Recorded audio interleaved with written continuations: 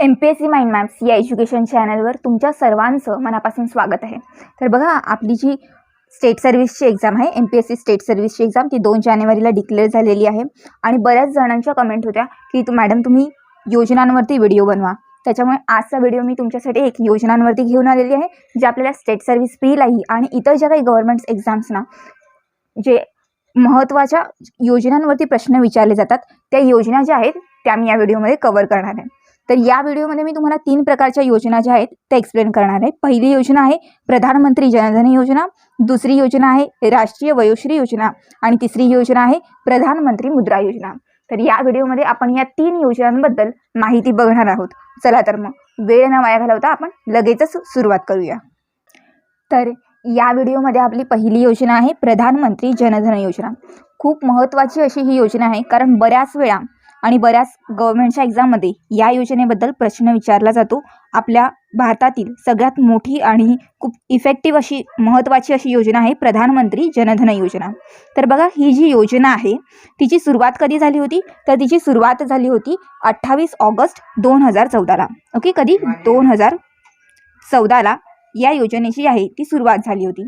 या योजनेचा उद्देश काय होता, तर बघा, ही जी योजना आहे ती आपल्या भारतामध्ये वित्तीय समावेशन वाढवण्यासाठी, म्हणजेच काय, फायनान्शियल अँड बँकिंग सर्व्हिसेस जे आहेत त्याचे खूप एक्सेसिव्ह होण्यासाठी जे आहेत ही जी योजना आहे ना ती आपल्या गव्हर्नमेंटने आणली होती. या योजने थ्रू आपण बऱ्याच जणांची बँक खाती उघडून वित्तीय समावेशन करणे हे होतं उद्देश होता. ओके, आता आपण बघूया ही योजना जी आहे ती किती टप्प्यांमध्ये राबवली गेली. तर बघा, इथे ही जी योजना आहे प्रधानमंत्री जनधन योजना ती आपल्या भारतामध्ये 3 टप्प्यांमध्ये जी आहे ती राबवली गेली. ओके, तर बघा, पहिला टप्पा आहे 14 ऑगस्ट 2015 पर्यंत. योजना सुरू कधी झाली, आपण बघितलं की 2014ला जी आहे ती योजना सुरू झाली आणि ती योजनाचा पहिला टप्पा होता ऑगस्ट 2014 ते 14 ऑगस्ट 2015 पर्यंत. त्याच्यानंतर या योजनेचा दुसरा टप्पा होता 15 ऑगस्ट 2015 ते 14 ऑगस्ट 2018 पर्यंतचा. असा 3 वर्षाचा जो आहे त्याचा दुसरा टप्पा होता. आणि या योजनेचा तिसरा टप्पा 15 ऑगस्ट 2018 नंतर जो आहे तो सुरू होणार होता. ओके, आता बघूया या योजनेच्या टप्प्यांमध्ये काय काय गोष्टी होणार होत्या त्या. तर बघा, इथे या योजनेचा जो पहिला टप्पा आहे त्याच्यामध्ये आपलं गव्हर्नमेंट काय करणार होतं, तर जास्तीत जास्त लोकांची बँक खाती जी आहेत ते उघडण्यावरती भर देणार होतं.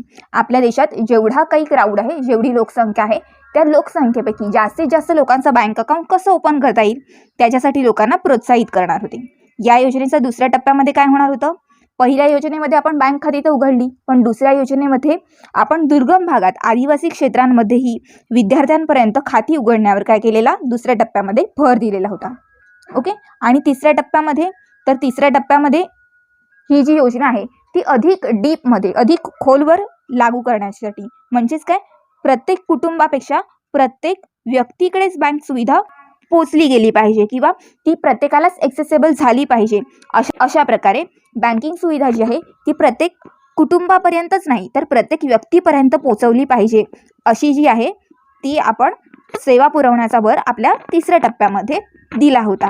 ओके, आतापर्यंत आपण बघितलं की ही जी योजना आहे ती सुरू कधी झाली, तिचे उद्देश काय होते, तिचे टप्पे कसे होते. आता आपण बघणार आहोत ही योजना एक्झॅक्ट आहे काय, हे वित्तीय समावेशन कशा प्रकारे होणार, जनधन योजना म्हणजे काय.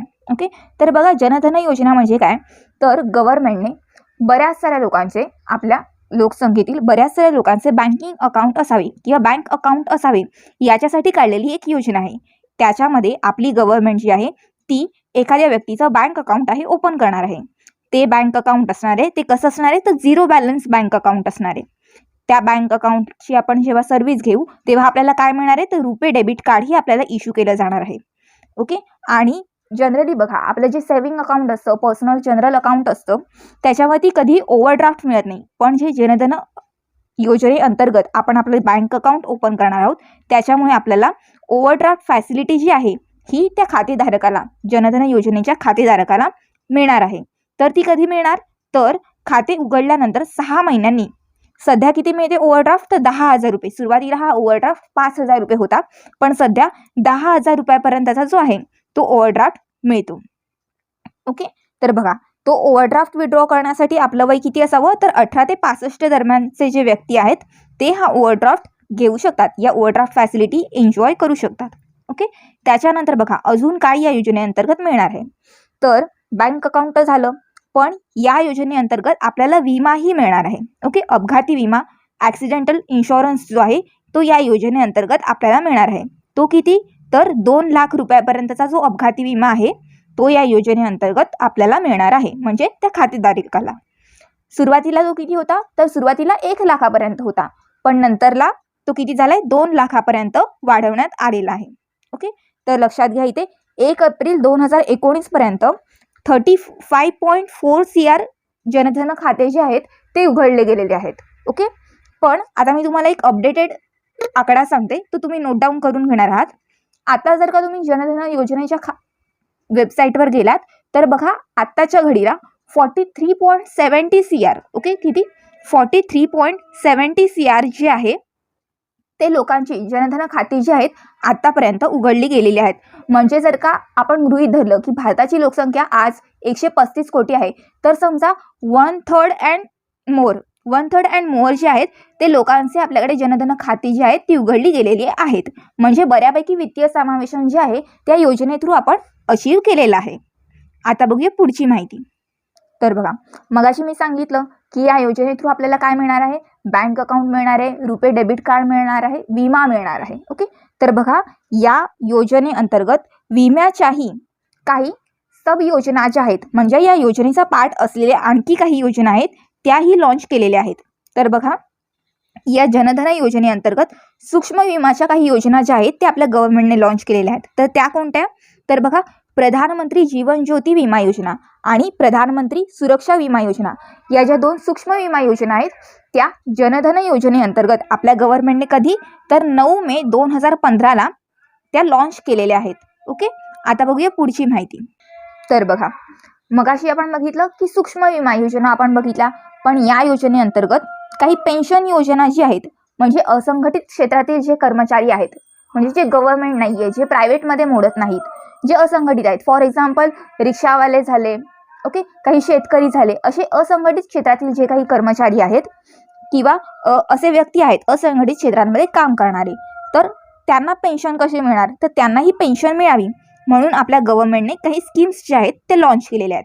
तर त्यातली पहिली स्कीम आहे अटल पेन्शन योजना, जी 9 मे 2015ला लॉन्च झाली होती, आणि दुसरी योजना आहे प्रधानमंत्री श्रमयोगी मानधन योजना, जी 5 मार्च 2019ला लॉन्च झाली. तर या योजनांवर मी नंतरला एक सेपरेट व्हिडिओ नक्कीच तुमच्यासाठी घेऊन येईल, पण या ज्या योजना आहेत हे लक्षात ठेवा की या जनधन योजनेचा पार्ट आहेत. आपण बघितलं की या योजनेअंतर्गत बऱ्याच विमा योजना, पेन्शन योजना, बँक अकाउंट योजना असं बरंच काही लॉन्च झालं, पण एवढंच झालं का वित्तीय समावेशन म्हणजे, तर असं नाही आहे. तर लोकांमध्ये फायनान्शियल जागरूकता निर्माण करणं म्हणजेच काय अवेअरनेस प्रोग्राम ही जी आहेत या जनधन योजनेअंतर्गत आपल्या गव्हर्नमेंटने कंडक्ट केलेले आहेत. तर बघा त्या कार्यक्रमांमध्ये म्हणजे अवेअरनेस कार्यक्रमांमध्ये वित्तीय साक्षरता कार्यक्रम म्हणजेच काय फायनान्शियल अवेअरनेस प्रोग्राम्स जे आहेत त्याच्यामध्ये आपल्या गव्हर्नमेंटने काय केलं, तर लोकांमध्ये अर्थसाक्षरता यावी, त्यांना बँक व्यवहार शिकवावे, ओके, त्यांना डिजिटल मोबाईल जी सेवा आहे ती हाताळण्यात यावी, याच्यासाठी लोकांना ट्रेनिंग प्रोव्हाइड केलेलं आहे किंवा वेळोवेळी ॲड्समधून वगैरे गव्हर्नमेंटने त्यांना अवेअर केलेलं आहे. ओके. पुन्हा मोबाईल बँकिंगचा वापर करण्याचंही लोकांना काय केलेलं आहे, अवेअर केलेलं आहे. त्याच्या संदर्भात लोकांना ट्रेनिंग्स जे आहेत ते प्रोव्हाइड केलेले आहेत. आणि आता इथे आहे महत्त्वाची एक गोष्ट या योजनेच्या संदर्भात, ती म्हणजे ही जी योजना आहे आपल्या भारतातली सगळ्यात मोठी योजना प्रधानमंत्री जनधन योजना, तर ती योजना इतकी चांगल्या प्रकारे इफेक्टिव्हली इम्प्लिमेंट केली गेली की तिचं गिनीज बुक ऑफ वर्ल्ड रेकॉर्डमध्ये जी आहे ती नोंद झालेली आहे. तर ती का झालेली आहे बघा, तर 23 ते 29 ऑगस्ट 2014 या एका आठवड्यामध्ये या योजनेअंतर्गत आपल्या गव्हर्नमेंटने बघा 1,80,96,91,130 बँक खाती जी आहेत ती उघडली गेली होती. केवळ एका आठवड्यामध्ये किती खाती उघडली गेली होती, तर 1,80,96,9130 बँक खाती जी आहेत ती या योजनेअंतर्गत उघडली गेली होती. म्हणून या जनधन योजनेची गिनीज बुक ऑफ वर्ल्ड रेकॉर्डमध्ये नोंद झालेली आहे. ओके, तर ही अशी माहिती होती आपल्या जनधन योजनेबद्दल. खूप महत्त्वाची योजना आहे ही, पाठच करून ठेवा. बऱ्याच साऱ्या गव्हर्नमेंट एक्झाममध्ये या योजनेसाठी प्रश्न जे आहेत ते विचारले जातात. आता आपण बघणार आहोत आपली दुसरी योजना, म्हणजेच कोणती, तर राष्ट्रीय वयोश्री योजना. तर बघा, ही जी योजना आहे त्याची सुरुवात कधी झाली होती, तर 1 एप्रिल 2017ला आंध्र प्रदेशच्या नेल्लोर जिल्ह्यातून या योजनेची जी आहे ती सुरुवात झाली होती. या योजनेची जी घोषणा आहे ती आपल्या गव्हर्नमेंटने कधी केली होती, तर 2015 ते 2016चा 2015-16चा जो आपला बजेट होता, म्हणजेच काय अर्थसंकल्प होता, त्याच्यामध्ये या योजनेची जी आहे आपल्या गव्हर्नमेंटने घोषणा केली होती. तर बघा, ही योजना काय आहे, तर दारिद्र्य रेषेखालील कुटुंबांमधले अपंगत्व असलेले किंवा वृद्ध असलेले जे व्यक्ती आहेत, ज्यांचं वय ज्यांचं वय वर्ष 60 किंवा त्याहून अधिक आहे. ओके, वय जे आहे ना या योजनेचं, याच्या संदर्भात आपल्याला आयोगाने प्रश्न विचारलेला होता आधी. ओके, राष्ट्रीय वयोश्री संदर्भात. त्याच्यामुळे वय तुम्ही नक्की लक्षात ठेवा. ज्या व्यक्तीचं वय 60 वर्ष किंवा त्याहून अधिक आहे त्यांना या योजनेचा जो आहे तो लाभ मिळणार आहे. पुढे बघा, या योजनेचा कालावधी किती होता, तर या योजनेचा कालावधी होता 2017-18 ते 19-20 अशा 3 वर्षांसाठी जी आहे ती आपल्या गव्हर्नमेंटने राष्ट्रीय वयोश्री योजना जी आहे ती लागू केली होती. त्याच्यानंतर बघा, या योजनेचं स्वरूप काय आहे, तर या योजनेचं स्वरूप असं आहे की अपंगत्व असलेले जे वृद्ध आहेत त्यांना भौतिक आणि सहाय्यभूत साधने जी आहेत ती मोफत दिली जातील या योजनेअंतर्गत. मग बघा, याच्यासाठी जे आहेत त्यांना सहाय्यभूत उपकरणं वगैरे असं तर या योजनेअंतर्गत डिस्ट्रीब्यूट केलं जाईल, पण त्याच्यामध्ये किमान 30% लाभधारक कोण असलं पाहिजे, तर महिला असल्या पाहिजेत. ओके, बघा, याच्या अंतर्गत अपंगाचा प्रकार काय आहेत, तर त्यांना अल्पदृष्टी, कर्णबधिरता, दात पडणे असं काही व्याधी असतील किंवा असं काही अपंगत्व असेल, तर अशा प्रकारे त्यांना उपकरणात्मक सहाय्य किंवा साधनं जी आहेत, इन्स्ट्रुमेंट्स जे आहेत ते त्या लोकांना या योजनेअंतर्गत डिस्ट्रीब्यूट केले जाणार आहेत. मग ती साधनं कोणती असणार आहेत, तर ती साधनं असतील, जर का व्यक्ती वयस्कर आहेत तर त्याला काठी, कुबड्या, 3 पाई किंवा 4 पाई काठ्या, त्याच्यानंतर त्याला काही डिफनेस असेल किंवा कर्णबधिरता झाली असेल तर कर्णयंत्र, चाकांची खुर्ची म्हणजेच काय व्हीलचेअर, पुन्हा कवळी आणि अंधत्व किंवा अल्पदृष्टीसारखा प्रकार असेल तर त्याला चष्मा, हे जे इन्स्ट्रुमेंट्स आहेत ते गव्हर्नमेंट जे आहे या योजनेअंतर्गत पुरवणार आहे. आणि ही जी सर्व साधनं जी आहेत ती आपली गव्हर्नमेंट या योजनेअंतर्गत मोफत पुरवणार आहे. दारिद्र्याखालील व्यक्तींना, जे वयस्कर आहेत किंवा जे डिझॅबिलिटीज म्हणजेच अपंग आहेत अशा व्यक्तींना. अशीच होती आपली दुसरी योजना, म्हणजेच राष्ट्रीय वयोश्री योजना. आपली तिसरी आणि सगळ्यात महत्त्वाची योजना आहे ती म्हणजे प्रधानमंत्री मुद्रा योजना. मुद्रा योजनेचा एक फुल फॉर्म आहे. ओके, मुद्रा योजनेमध्ये मुद्रा हा जो काही वर्ड आहे त्याचा एक फुल फॉर्म आहे, ज्याच्यावरती आयोगाने प्रश्न विचारला होता. तर तो फुल फॉर्म काय आहे, तर micro units development and रिफायनान्स agency, म्हणजेच काय मुद्रा. मी पुन्हा एकदा रिपीट करते, micro units development and रिफायनान्स agency. Okay, आता बघा, ही जी आपली मुद्रा योजना आहे तिची सुरुवात कधी झाली, तर 1 एप्रिल 2015ला. ओके, या योजनेची घोषणा आपल्या गव्हर्नमेंटने 2015-16चा जो अर्थसंकल्प होता, म्हणजेच 2015-16चा जो बजेट होता त्याच्यामध्ये या योजनेची जी घोषणा आहे ती गव्हर्नमेंटने केली होती. या योजनेअंतर्गत आपली गव्हर्नमेंट काय करणार आहे, तर मुद्रा बँक जी आहे ती स्थापन करणार आहे, अशी घोषणा पण गव्हर्नमेंटने केली होती.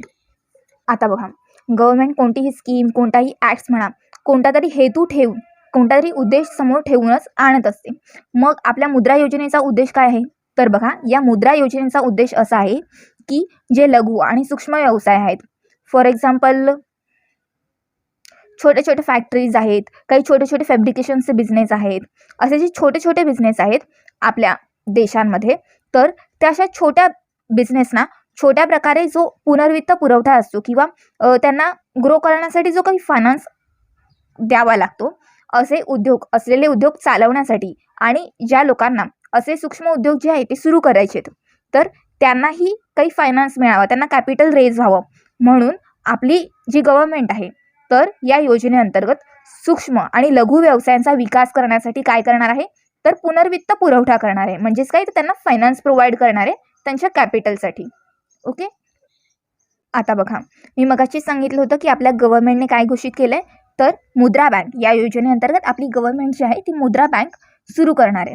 तर बघा, ही जी मुद्रा बँक आहे ती कधी स्थापन झाली, तर 7 एप्रिल 2015ला आपल्या देशात ही मुद्रा बँक जी आहे ती स्थापन झाली आहे. कंपनी ॲक्ट 2013 कंपनी कायदा 2013नुसार ही जी मुद्रा बँक आहे ती आपल्या गव्हर्नमेंटने स्थापन केलेली आहे, जी की गैर बँकिंग वित्तीय कंपनी आहे. ओके, काय आहे? गैर बँकिंग वित्तीय कंपनी. आपल्याला वाटेल की मुद्रा बँक आहे मग ती बँकिंग कंपनी असेल किंवा वित्तीय कंपनी असेल, तर तसं काही नाही आहे. ती एक गैर बँकिंग वित्तीय कंपनी आहे. वर्डमध्ये बँक आहे म्हणून ती बँकिंग रिलेटेड नाही आहे. ओके, ही गोष्ट जी आहे ती तुम्ही लक्षात ठेवा. त्याच्यानंतर या योजनेची किंवा या बँकची जी नोंदणी आहे ती रिझर्व्ह बँक ॲक्ट 1934नुसार या बँकची मुद्रा बँकेची जी आहे ती नोंदणी करण्यात आलेली आहे. आता आपण बघूया ही एक्झॅक्ट मुद्रा बँक योजना किंवा मुद्रा योजना आहे तरी काय. मी मगाशीच सांगितलं तुम्हाला त्याचा उद्देश काय आहे. तर जे काही मायक्रो युनिट्स आहेत, छोटे छोटे बिझनेस आहेत, त्यांना काय करायचं आहे? पुनर्वित्त पुरवठा करायचा आहे, त्यांना फायनान्स प्रोव्हाइड करायचा आहे. तर मग हा फायनान्स कशा प्रकारे असणार आहे? त्यांना दिले जाणारे जे कर्ज आहे ते कोणत्या प्रकारात असणार आहे? तर बघा, ते 3 प्रकारचं जे आहे आपली गव्हर्नमेंट या योजनेअंतर्गत कर्ज पुरवठा करणार आहे. पहिला प्रकार आहे शिशु कर्ज, म्हणजेच 50,000 रुपयापर्यंत जी काही कर्ज आहेत ते शिशु कर्ज या प्रकारामध्ये मोडतात. त्याच्यानंतर दुसरा प्रकार आहे किशोर कर्ज. मग या किशोर कर्जामध्ये 50,000 ते 5 लाख रुपयापर्यंत जो काही पुनर्वित्त पुरवठा गव्हर्नमेंट करणार आहे या योजनेअंतर्गत एखाद्या सूक्ष्म उद्योगांना, छोट्या उद्योगांना, तर तो कशामध्ये येणार आहे? तर किशोर कर्जामध्ये 50,000 ते 5 लाखापर्यंत किशोर कर्जामध्ये येणार आहे. आणि तिसरा प्रकार आहे तरुण कर्ज. तरुण कर्ज म्हणजे 5 लाख ते 10 लाख रुपयापर्यंतचा जो काही फायनान्स आहे तो येणार आहे आपल्या तरुण कर्जामध्ये. म्हणजे लक्षात घ्या, या योजनेअंतर्गत आपली गव्हर्नमेंट 50,000 ते 10 लाखापर्यंत, किती? 50,000 ते 10 लाखापर्यंतची अमाऊंट जी आहे ती या योजनेअंतर्गत गव्हर्नमेंट सूक्ष्म उद्योगांना कर्जाच्या स्वरूपात देणार आहे. अशा प्रकारे होती आपली मुद्रा योजना. आयोगाने जे आहे बऱ्याच वेळा या योजनेवरती प्रश्न विचारलेला आहे मुद्रा योजनेवरती. आणि मी तुम्हाला सजेस्ट करेन की जे लोक मेन्ससाठी प्रिपेअर करतात किंवा मेन्ससाठी हा व्हिडिओ बघतात त्यांनी ह्या मुद्रा योजनेवरती व्याज किती आकारते गव्हर्नमेंट, आपली व्याज किती आकारते त्याचा पण जो आहे ना तो रेट एकदा नोट डाऊन करून ठेवा. या वर्षाचा किती असतो तो आपल्या बजेटमध्ये दरवेळेस चेंज होत असतो, पण या वेळेस काय असणार आहे तोही तुम्ही नोट डाऊन करून ठेवा जे मेन्सला करतात. कारण मेन्समध्ये मागच्या वेळेस गव्हर्नमेंटने सुकन्या समृद्धी योजनेचा जो व्याजाचा रेट आहे किंवा इंटरेस्टचा रेट आहे तो आपल्या गव्हर्नमेंटने विचारलेला होता. तर मे बी चान्सेस आहेत की मुद्रा योजनेबद्दल पण ते विचारतील. त्याच्यामुळे हे जे आहे ते तुम्ही नक्कीच लक्षात ठेवा. तर इथे आपण बघितली आपली तिसरी योजना, प्रधानमंत्री मुद्रा योजना. तर बघा, इथे आपण या व्हिडिओमध्ये महत्त्वाच्या अशा 3 योजना बघितल्या ज्या बऱ्याच साऱ्या गव्हर्नमेंट एक्झामना याच्यावरती आयोग जो आहे प्रश्न विचारत असतो. वारंवार या योजनांवरती जे आहे आधीही प्रश्न आलेले आहेत आणि यापुढेही येतील, कारण तितक्या महत्त्वाच्या या योजना आहेत. तर मला शक्य होत्या त्या सर्व डिटेल पद्धतीने ज्या आहेत आणि सर्व डायमेन्शन्स कव्हर करून या योजना ज्या आहेत या व्हिडिओमध्ये आपण कव्हर केलेल्या आहेत. त्याच्याबद्दल ते तुम्हाला व्हिडिओ कसा वाटला हे तुम्ही मला कमेंट बॉक्समध्ये कमेंट करून कळवा. तुमचे काही डाऊट्स असतील, तुमचे काही सजेशन्स असतील, क्वेश्चन्स असतील, ते नक्कीच तुम्ही कमेंट बॉक्समध्ये कमेंट करून कळवा. तुम्हाला हा व्हिडिओ कसा वाटला, चांगला वाटला असेल तर नक्कीच आमचा हा व्हिडिओ जो आहे तो लाईक करा आणि आमचे चॅनल MPSC माइंड मॅप हे नक्कीच सबस्क्राईब करा. थँक्यू.